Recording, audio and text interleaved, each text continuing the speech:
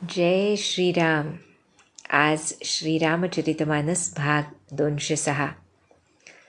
रामे चित्तलयः सदा भवतु मे, भो राम मामुद्धर.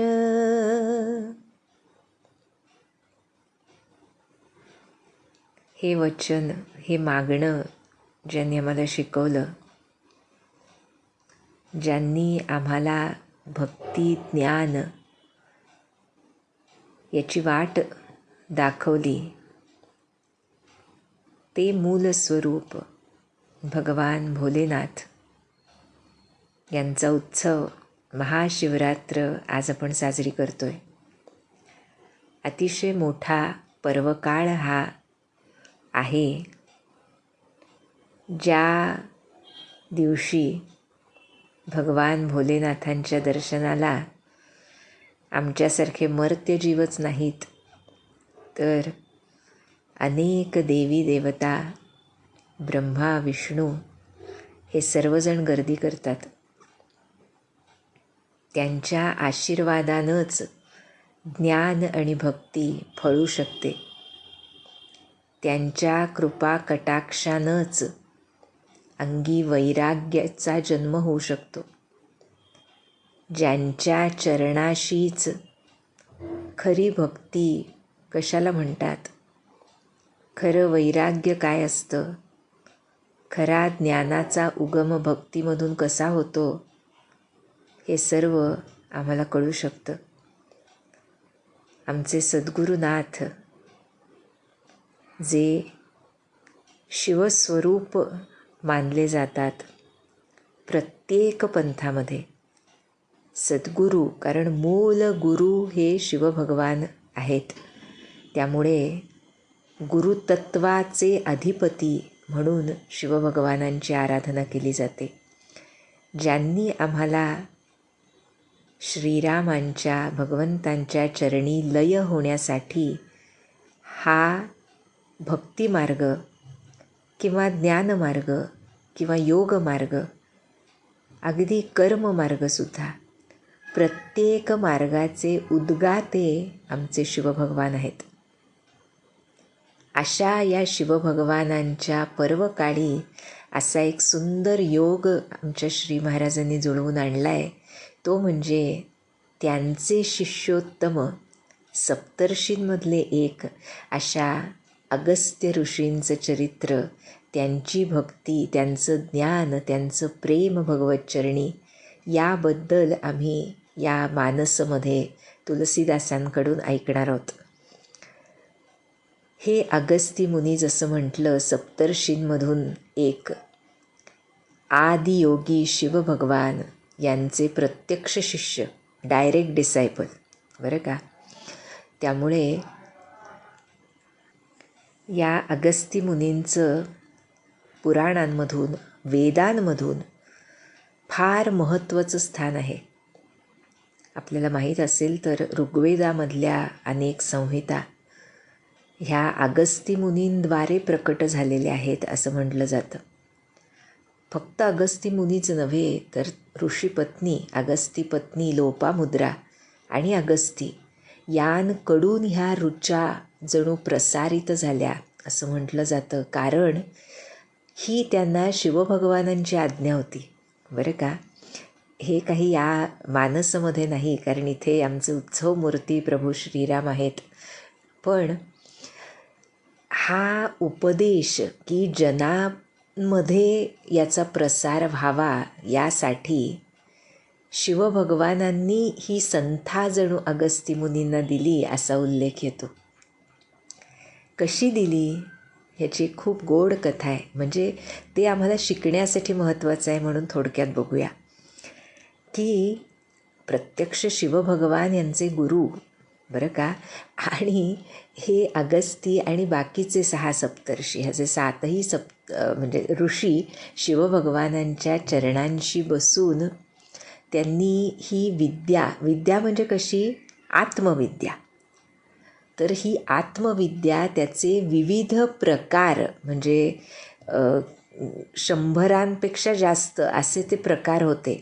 आणि शिवभगवानांनी काय केलं की ते जे प्रकार आहेत, काहीतरी उल्लेख आहे 112 का असं काहीतरी, तर त्या मार्गांचा भगवतचरणी म्हणजे आत्मदर्शनाच्या मार्गांचा विभाजन करून 7ही ऋषींमध्ये वाटून दिले ते भाग, असं सांगितलं जातं शिवभगवानांनी. आणि 84 वर्ष बरं का, शिवभगवानांकडून त्यांच्या सन्निध निकट राहून या सप्तर्षींनी ती विद्या ग्रहण केली असं सांगितलं जातं.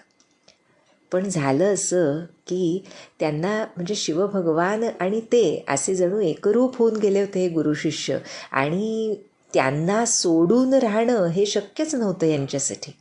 पण ते शिक्षण पूर्ण झाल्यानंतर शिवभगवानांनी यांना आज्ञा केली की आता तुम्ही जगामध्ये ह्याचा प्रसार करण्यासाठी इथून जा. बरं का, सगळ्यांना आश्चर्य वाटलं, म्हणजे त्यांना वाटलं की आता आम्ही कायम इथंच राहणार. त्यामुळे ते जे शिकलेले होते त्यामध्ये रमण्यासाठी ते सिद्ध झाले होते, आत्मरतीसाठी सिद्ध झाले होते. पण त्यावेळी जेव्हा शिवभगवानांनी ही त्या प्रचार प्रसाराची आज्ञा दिली, त्यावेळेला त्यांची आज्ञा म्हटल्यानंतर मानलीच पाहिजे, पण आता गुरुदक्षिणा काहीतरी दिल्याशिवाय इथून जाणं बरोबर नाही हे लक्षात आलं. शिवभगवानांनी मागितली गुरुदक्षिणा असाही उल्लेख येतो बरं का. आणि ते झाल्यानंतर कुणालाच कळेना, कारण हे सर्वजण काहीच त्यांच्याकडे नाही, फक्त शिवभगवानांच्या चरणाशी राहायचं आणि ही विद्या ग्रहण करायची, त्या योगामध्ये अखंड राहायचं, हा एवढाच दिनक्रम. त्यामुळे देणार काय देणार आम्ही, प्रत्यक्ष भोलेनाथांना त्यांचे शिष्य काय देणार. त्यावेळी असं म्हटलं जातं की अगस्ती मुनी पुढे झाले आणि म्हणाले शिवभगवानांना, ही जी सर्व विद्या तुम्ही आम्हाला दिलीत 84 वर्ष बरं का, तर ती विद्या सोडली तर माझ्याजवळ काही नाही. त्यामुळे ही 84 वर्ष अखंड खपून जी विद्या आम्ही मिळवली आहे, तीच विद्या मी आज तुमच्या चरणी परत करतो, तीच माझी गुरुदक्षिणा बरं का.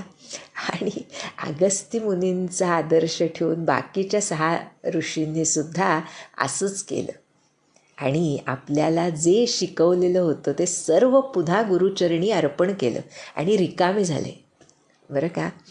आणि त्यावेळी शिवभगवानांना खूप आनंद झाला की शिष्य कसा असला पाहिजे.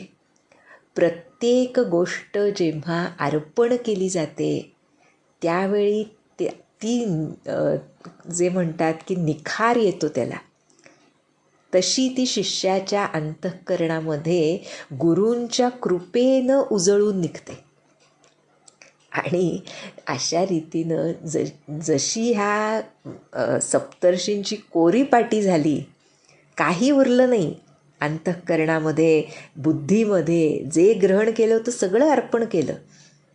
आणि हे अर्पण केल्या केल्या शिवभगवानांच्या कृपेनं हे सर्व ज्ञान, ही सर्व विद्या 84 वर्ष शिकलेली पुन्हा त्यांच्या अंतःकरणामध्ये गुरुकृपेनं प्रदीप्त झाली आणि मग ते खऱ्या अर्थानं जगाला देण्यासाठी सिद्ध बनले. कारण जर ते अर्पण केल्याशिवाय त्यांनी जगाला दिलं असतं तर त्यामध्ये मी देतोय हा भाव राहिला असता. त्यामुळे शिवभगवानच ते, त्यामुळे त्यांनी ती अर्पण करून घेतली, त्यांच्या अंतःकरणात ती प्रेरणा निर्माण करून देण्याची. आणि मग जे ज्ञान जगामध्ये दिलं गेलं ते गुरुकृपेनं दिलं गेलं, या भावनेनं ते शुद्धतम राहिले. अशी ही कथा सांगितली जाते. आपल्या ब्रह्मानंद महाराजांची आठवण होणं अगदी क्रमप्राप्त आहे. जशी त्यांनी विद्या दिली आणि मग महाराज कृपेनं तद्रूप बनले, त्यामुळे अगस्ती मुनींना शिवरूपच मानलं जातं, यासाठीच त्यांना शिवरूप मानलं जातं. असे हे पॅरलल्स आहेत. आणि आता हे अगस्ती मुनी शिवभगवान ज्यांचे गुरु आणि शिवांचं आराध्य प्रभू श्रीराम त्यांचे उपास्य दैवत असे अगस्ती मुनी, ज्यांच्याकडे आमचे सुतीक्ष्ण मुनी आपल्या गुरुदक्षिणापूर्तीसाठी श्रीराम सीता लक्ष्मणाला घेऊन आलेत. आता पुढे काय घडतं ह्याचं वर्णन तुलसीदास करतील, ते आपण बघूया.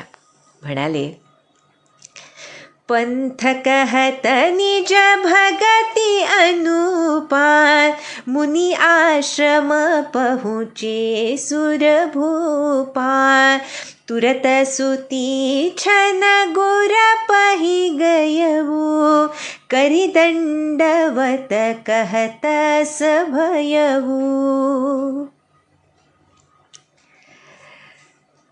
अगस्ती मुनींच्या आश्रमात पोहोचले. म्हटले कसे पोहोचले तर निज भगती अनुपा श्रीराम स्वतःच्याच अनुपम भक्तीचं वर्णन करतायत बरं का. असं वर्णन सुतीक्ष्ण मुनी सीता माता लक्ष्मणासमोर करतच हे देवांचे राजराजेश्वर श्रीराम अगस्त्य मुनींच्या आश्रमात पोहोचले. आणि तिथं गेल्यानंतर त्वरित सुतीक्ष्ण ऋषी आपल्या गुरूंपाशी गेले आणि दंडवत प्रणाम करून म्हणाले, नाथ कोसलाधीस कुमारा, आये मिलन जगत आधारा, राम अनुज समेत बैदेही, निसी दिनु देव जपत हहु जेही. हे गुरुवर्य, तुम्ही रात्रंदिवस निसिदिनु देव जपत हहु जेही, तुम्ही रात्रंदिवस ज्यांच्या नामाचा जप करता ते अयोध्येचे राजे दशरथ यांचे कुमार श्रीराम कसे आहेत, जगत आधारा असे श्रीराम लक्ष्मण आणि सीते समवेत तुम्हाला भेटायला येत आहेत. हे कळलं मात्र सुनत अगस्ती तुरत उठी धाये, हरि बिलो की लोचन जल छाये, मुनिपद कमल परे द्वौ भाई, ऋषि अति प्रीति लिए उरलाई. श्रीराम आलेत हे ऐकताच अगस्त्य मुनी त्वरित उठले आणि धावले. भगवंतांना बघताच नेत्रातून आनंद वाहतोय प्रेमाश्रूंच्या रूपानं. दोन्ही बंधूंनी मुनींच्या चरणी लोटांगण घातलंय आणि ऋषींनी अगस्तींनी उठवून मोठ्या प्रेमानं त्यांना हृदयाशी धरलं आणि विचारलं, सादर कुशल पूछी मुनि ज्ञानी, आसन बर बैठा रे आनी, पुनि करी बहु प्रकार प्रभु पूजा, मोहि सम भाग्यवंत नहीं दूजा, जह लगी रहे अपर मुनि वृंदा, हर्षे सब बिलो की सुख कंदा. मुनि समूह मह बैठे सन्मुख सबकी ओर, सरद इंदु तन चितवत, मानहु निकर चकोर. आहा. ज्ञानी मुनीश्वरांनी अगस्ती मुनींनी अत्यंत आदरानं प्रभूंना क्षेमकुशल विचारलं, मोठ्या आसनावर बसवलं आणि अनेक प्रकारांनी त्यांची पूजा केली. मोही सम भाग्यवंत नाही दूजा, प्रभू आज तुमच्या चरणकमलांची पूजा मला करता आली, आज माझ्या इतका भाग्यशाली दुसरा कोणी नाही म्हणू लागले. इतर जे मुनिवृंद तिथे होता ते सर्वच जण सुखकंद आनंदकंद अशा श्रीरामांचं दर्शन घेऊन अतिशय प्रफुल्लित झाले. त्या मुनींच्या समाजामध्ये सर्वांच्याकडे मुख करून श्रीराम बसलेत. सर्व मुनी एकटक त्यांना निहाळत आहेत. असं वाटत आहे जणू चकोर पक्ष्यांचा जमाव जमलाय तिथे आणि शरद पौर्णिमेच्या चंद्राकडे नजर लावून बसलाय असं ते दृश्य दिसतंय. आणि त्यावेळी श्रीराम काय म्हणाले, तब रघुबीर कहा मुनि पाही, तुम सन प्रभु दुराव कछु नाही। तुम जानहु जेहि कारण आयऊ, ताते तातन कहि समुझायऊ। अब सो मंत्र देहु प्रभु मोहि, जेहि प्रकार मारऊ मुनि द्रोही। मुनि मुसुकाने सुनि प्रभु बानी, पूछे हो नाथ मोहि का जानी। सर्व मुनिवृंदामध्ये बसलेले श्रीराम म्हणतायत, हे प्रभू, श्रीराम म्हणतायत बरं मुनीश्वरांना, की तुमच्यापासून काही लपून नाही. मी इथे का आलो आहे हे तुम्ही जाणता, त्यामुळे मी तुम्हाला स्पष्टपणे काही सांगितलं नाही, कारण तुम्ही जाणताच. त्यामुळे आता तुम्ही मला सांगा, अबसो मंत्र देहू प्रभू मोही, की कशा प्रकारे या मुनिद्रोही असलेल्या राक्षसांना मी मारू. अशी ती प्रभूंची गोड वाणी ऐकून अगस्त्य मुनी हसले आणि म्हणाले, स्वामी, हे नाथ, तुम्ही काय म्हणून मला हा प्रश्न विचारलात? पूछेहु नाथ मोहि का जानी. मला काय समजून तुम्ही हा प्रश्न विचारलात? तुम्ही कोण आहात? पुढे म्हणाले, अगस्त्य मुनी म्हणतायत, तुम्हरे भजन प्रभाव घारी, जानऊ महिमा कछुक तुम्हारी। उमरी तरु विशाल तव माया, फल ब्रह्मांड अनेक निकाया। जीव चराचर जंतु समाना, भीतर बसहीन जानही आना। ते फल भक्षक कठिन कराला, तव भय डरत सदा सोकाला। ते तुम सकल लोकपति साई, पूछे हो मोहि मनुज की नाई। यह बर मागहु कृपा निकेता, बसहु हृदय श्री अनुज समेता। हसून म्हणतायत अगस्त्य मुनी, की तुम्ही पापांचा नाश करणारे आहात. मी तुमचा थोडासा काहीच महिमा जाणतो. कशामुळे? तर तुमच्याच भजनाच्या प्रभावामुळे. तुम्हरेही भजन प्रभाव अघारी, जानऊ महिमा कछुक तुम्हारी. काय लीनत आहे पहा अगस्त्य मुनींची. तुमच्या भजनाच्या प्रभावामुळे तुमचा महिमा थोडाफार मी जाणतो, त्यामुळे तुम्ही हा प्रश्न मला विचारू नका. तुमची माया औदुंबराच्या विशाल वृक्षासारखी आहे. हे ब्रह्मांडांचे समूह जे आहेत वेगवेगळे, ती त्याची फळं आहेत. चराचर जीव जे आहेत ते त्या उंबराच्या फळात राहणाऱ्या लहान जंतूंप्रमाणे या ब्रह्मांडरूपी फळांमध्ये राहतात. आणि आपल्या या छोट्याशा जगाशिवाय दुसरं काही त्यांना माहीत नसतं.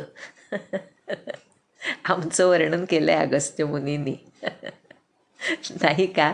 म्हणजे ह्या 5 सेन्सेस जे आमचे आहेत, त्या म्हणजे ज्ञानेंद्रिय जी आहेत, कर्मेंद्रिय जी आहेत, त्यांनी जे आम्ही ग्रहण करतो तेवढंच सत्य असं समजतो आम्ही. त्याला काय म्हटलं आहे म्हणून आम्हाला काय उपमा दिली आहे?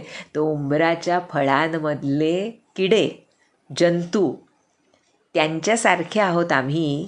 कारण आम्हाला त्या उंबराच्या फळालाच आम्ही विश्व समजत असतो, तेच सत्य असं आम्ही जगत असतो. पण याशिवाय दुसरं काही त्यांना माहीत नसतं, असं अगस्त्य मुनी सांगतायत बरं का.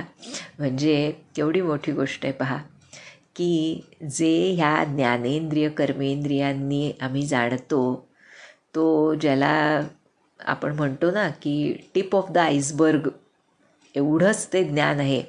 तर खरं बघायला गेलं तर संत आम्हाला सांगतात की it is even smaller than the tip of the iceberg.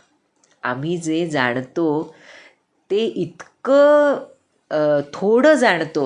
इथे प्रत्यक्ष अगस्त्य मुनी ज्यांनी समुद्र पिऊन टाकला, नाही का, ती कथा माहीत असेल आपल्याला, की देवासुर संग्रामामध्ये जेव्हा असुर समुद्राच्या तळाशी जाऊन बसले आणि देवांनी अगस्त्य मुनींकडे येऊन प्रार्थना केली की आम्हाला त्या असुरांना मारायचे, पण ते तर समुद्राच्या तळाशी बसलेत, तर कसं मारू. त्यावेळी अगस्त्य मुनींनी आपल्या योग साधनेनं, योग बलानं तो समुद्र प्यायला आणि मग ते असुर मोकळ्यावर आले आणि मग त्यांना देवांनी मारलं, अशी कथा सांगितली जाते पुराणांमधून. तर असे अगस्त्य मुनी म्हणतायत भगवंतांना की मी तुम्हाला जाणतो तुमच्याच भजनाच्या प्रभावानं, पण कछुक थोडंफार जाणतो, फार काही जाणत नाही. कारण आम्ही उंबराच्या फळामधल्या त्या किड्यासारखं, ते उंबराचं फळच आमचं विश्व असं समजत असतो, पण आम्हाला पूर्ण त्या सृष्टीचं ज्ञान नसतं. आणि त्या फळांनासुद्धा खाऊन टाकणारा जो कठीण कराल असा काळ आहे, तो काळसुद्धा हे प्रभू तुम्हाला नेहमी भिवून असतो, अगस्त्य मुनी म्हणतायत. आणि त्यामुळे तुम्ही कोण आहात मला माहीत नाही का, सर्व लोकपालांचे स्वामी आहात तुम्ही, असं असूनही सामान्य मनुष्याप्रमाणे मला प्रश्न विचारलात तुम्ही. पण मी तुमच्यापाशी अगोदर असा वर मागतो, आधी मला हा वर द्या, मग आपण बाकीचं बघू. बरं का. अगस्त्य मुनी म्हणतायत, यह बर मागं कृपा निकेता, बस हृदय श्री अनुज समेत. मी असा वर मागतो की तुम्ही श्री सीतामाता आणि लक्ष्मण यांच्यासह माझ्या हृदयामध्ये नित्य निवास करावा. आणि पुढे म्हणतायत, अबिरल भगती बिरती सतसंगा, चरण सरोरुह प्रीती अभंगा, यद्यपि ब्रह्म अखंड अनंता, अनुभव गम्य भजहि जेहि संता, असतव रूप बखानऊ जानऊ, फिरी फिरी सगुण ब्रह्मरति मानऊ, संतत दासन देहु बड़ाई, ताते मोहि पूछे रघुराई. काय मागतायत अगस्त्य मुनी? म्हणतायत, मला प्रगाढ भक्ती द्या, वैराग्य द्या, सत्संग द्या आणि चरण सरोरुह प्रीती अभंगा, तुमच्या चरणकमली अतूट असं प्रेम द्या, अभंग असं प्रेम द्या. मला माहिती आहे तुम्ही अखंड आहात, अनंत ब्रह्म आहात, केवळ अनुभवगम्य असे आहात आणि संतजन तुमचं भजन करतात. जरी हे तुमचं रूप मी जाणतो आणि त्याचं वर्णनसुद्धा करतो, बरं का, तुमच्या इन्फिनाईट स्वरूपाचं वर्णन मी सुद्धा करतो, माझ्या शिष्यांना शिकवतो, पण पुन्हा पुन्हा मी सगुण ब्रह्मावरच प्रेम करतो. फिरी फिरी सगुण ब्रह्मरति मानव. त्यामुळे तुमच्या ह्या सगुण रूपाच्या चरणकमली माझं अभंग प्रेम राहो, हाच वर मला द्या. तुम्ही नेहमीच सेवकांना मोठेपणा देता, म्हणून रघुनाथ तुम्ही मला विचारताय की कसं मारू मी राक्षसांना. आता मी तुम्हाला सांगतो, हे प्रभु परम मनोहर ठाऊ, पावन पंचबटी तेहि नाऊ, दंडक बन पुनीत प्रभु करहु, उग्र साप मुनि बर कर हरहु. अगस्त्य ऋषी सांगतायत की हे प्रभो, एक अत्यंत मनोहर आणि पवित्र असं स्थान आहे, त्याचं नाव आहे पंचवटी. त्यामुळे तुम्ही त्या दंडकवनातल्या पंचवटीला पवित्र करा तिथं जाऊन. आणि श्रेष्ठ गौतम ऋषींचा कठोर शाप जो त्या जागेला, पूर्ण दंडकवनाला मिळालेला आहे, त्यांच्या आयुष्यात अहिल्यामातेमुळं ज्या ज्या घटना घडल्या होत्या, त्यामुळे त्या वनाला सुद्धा गौतम ऋषींचा शाप लागलेला होता, तो शाप तुम्ही दूर करा, असं अगस्ती ऋषी श्रीरामांना सांगतायत. आणि अशा रीतीनं अगस्त्य मुनींना आता पुढे कुठे राहायचं ती जागा जणू श्रीरामांना दाखवली. तेच आपल्या सर्वांचं आवडतं स्थान नाशिकमधलं गोदातटीचं पंचवटी. बरं का, असं ते पवित्र स्थान आहे. तिथे जा. आणि पुढे सांगतायत अगस्त्य ऋषी, बास करहु तह रघुकुल राया, कीजे सकल मुनिध परदाया, चले राम मुनि आय सुपाई, तुरत ही पंचबटी नियराई। गिधराज से भेंट भई, बहुविधि प्रीति बढ़ाई, गोदावरी निकट प्रभु रहे परन गृह छाई। म्हणून अगस्त्य मुनी म्हणतायत, हे रघुकुलाचे स्वामी रघुकुल राया, सर्व ऋषी मुनींवर दया करा आणि आपण तिथंच पंचवटीच्या इथे निवास करा. अशा रीतीनं मुनी आयसू पायी, पहा बरं, अगस्त्य मुनींची आज्ञा मिळाल्यावर श्रीराम तिथून निघाले आणि लवकरच पंचवटीजवळ पोहोचले. अशी ही रामायणामधली अगस्ती गाथा इथे संपूर्ण होते, जिथे प्रभू श्रीरामांनी दर्शन देऊन अगस्त्य मुनींना कृतकृत्य केलं आणि आपल्या पुढच्या कार्यासाठी प्रभू श्रीरामांना पंचवटी हे स्थान सुचवून अगस्त्य मुनींनी श्रीरामांना कृतकृत्य केलं. अशा रीतीनं श्रीराम, सीता, लक्ष्मण आता त्यांच्या पुढच्या मुक्कामी आले पंचवटी. याच स्थानी सर्वप्रथम श्रीरामांना गृध्रराज जटायू याची भेट झाली. अत्यंत प्रेम होतं जटायूचं श्रीरामांवर, श्रीरामांचं जटायूवर, सीतेवर, लक्ष्मणावर. काही ग्रंथांमधून उल्लेख आहे, पंचवटीच्या इथे जो निवास होता तिथे जटायूची भेट अनेकदा श्रीराम, सीता, लक्ष्मणाला व्हायची. सबंध रामायणात सीतेला आपली लेक मानणारे असे एकमेव जटायू होते. बरं का, त्यामुळे अत्यंत प्रेमानं हा काळ त्यांनी तिथे घालवायला सुरुवात केली आणि अत्यंत प्रेम व्यक्त केलं प्रभूंनी जटायूवरचं. आणि या गोदावरी निकट प्रभू रहे परन ग्रह छाई, तिथे गोदावरीजवळच्या पंचवटीमध्ये पर्णकुटी बनवून आता श्रीराम राहू लागले. आता यानंतर जो भाग येतो तुलसीदासांनी जो सांगितला आहे तो एक भक्त मनासाठी पर्वकाळ आहे. बरं का, तो असा भाग आहे ज्याला रामगीता असं म्हटलं जातं. आपण लक्ष्मण गीता बघितली ना, आता तशी ही रामगीता आहे जी प्रभू श्रीरामांनी लक्ष्मणाला सांगितलेली, लक्ष्मणानं विचारल्यानंतर. बरं का, त्यामुळे हा जो भाग आहे तो पूर्ण एकत्र घेणं जरूर आहे. त्यामुळे आज आपण ह्या अगस्ती ऋषींची भेट या महाशिवरात्रीच्या पर्वकाळी जी श्रीरामांना घडली, श्रीरामांची भेट, त्यांचं दर्शन जे अगस्ती मुनींना घडलं, त्या दोन्हीच्या भक्ती ज्ञानाच्या संगमामध्येच न्हावून निघावं आणि भगवान भोलेनाथांनी आम्हाला प्रभूचरणी अनन्य भक्तीचं वरदान द्यावं, हीच प्रार्थना करून आजचा भाग संपूया. जानकी जीवन स्मरण, जय जय राम.